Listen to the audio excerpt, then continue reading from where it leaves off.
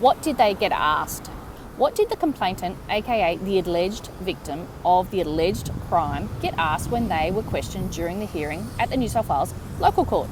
I'm discussing the type of questions complainants get asked. Not the answers, just the questions. Why am I talking about this? Just to speak more openly about what people who are alleged victims of a crime get asked in court. It's not why they get asked, just what they get asked. Today I'm going to discuss a case from here at Maitland Local Court. The charge is intimidation. The hearing was held here in September 2024. I'm only going to give a little bit of background.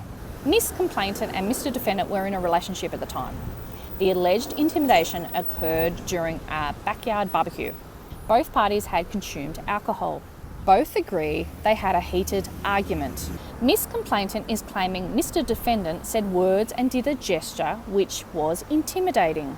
Mr. Defendant is denying this, therefore pled not guilty, and hence why there is a hearing. At the hearing, the magistrate decides if it was intimidation or not. And it's the prosecution that needs to prove the elements of the offence beyond reasonable doubt. Miss Complainant is the prosecution's witness. On this day, arrangements have been made so that Miss Complainant can give her evidence from a remote location. Miss Complainant will come in to the courtroom via video, while Mr. Defendant has been waiting in the gallery since court started.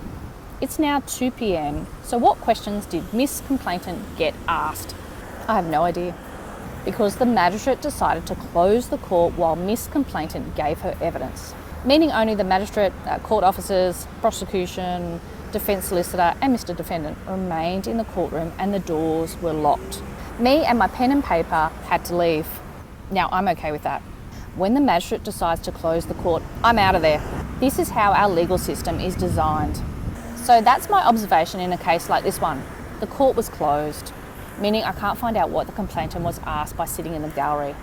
It's very different to the example from Raymond Terrace, where the gallery was fairly full and contained a number of journalists. Today it's just me sitting in the empty gallery.